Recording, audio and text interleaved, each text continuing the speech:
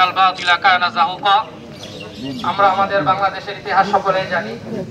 আমরা গত 5 তারিখ আলহামদুলিল্লাহ নতুন ভাবে অসুস্থ হয়েছেন, মহান আল্লাহ পাক যেন তাদেরকে সুস্থতা দান করেন। শ্রীপুর থানার পক্ষ থেকে আপনাদেরকে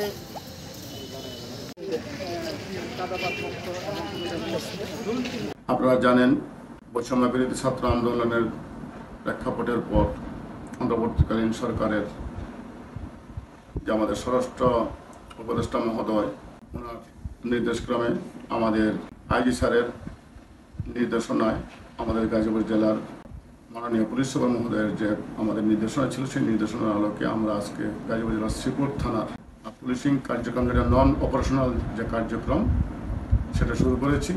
আমরা আজকে সকালবেলা আমরা যখন এটার আয়োজন করেছিলাম, তখন সাধারণ জনতা, বৈষম্য বিরোধী ছাত্র আন্দোলন, বিভিন্ন দলীয় নেতৃবৃন্দ এবং এলাকার শিক্ষক সমাজ, মুক্তিযোদ্ধা সমাজ, যারা যারা আছেন শ্রীপুর থানার, সকলে উপস্থিত হয়ে আমাদের শ্রীপুর থানার পুলিশ সদস্যদেরকে ফুল দিয়ে বরণ করে নিয়েছেন। এবং আমরা কৃতজ্ঞ যে শ্রীপুর থানার সাধারণ জনগণ পুলিশকে যেভাবে আজকে বরণ করে নিয়েছেন এবং পুলিশকে যেভাবে সাহায্য করার, সহযোগিতা করার যে আশ্বাস দিয়েছেন, আমরা কৃতজ্ঞতা প্রকাশ করছি। কারণ আজকে থেকে আমরা থানার যে নন অপারেশনাল কার্যক্রম আমাদের পুলিশ কর্মীদের নির্দেশে শুরু করছি। আমরা জিডির কার্যক্রম আপাতত শুরু করছি। যে আমরা বাংলাদেশ পুলিশ 11 দফার দাবিতে আমরা কর্মবিরতিতে ছিলাম। আমাদের মাননীয় আইজিপি মহোদয় এবং গাজীপুর জেলার পুলিশ সুপার মহোদয়ের নির্দেশে আজ আমাদের শ্রীপুর থানার পুলিশিং যে কার্যক্রম, সেটা শুরু করছি।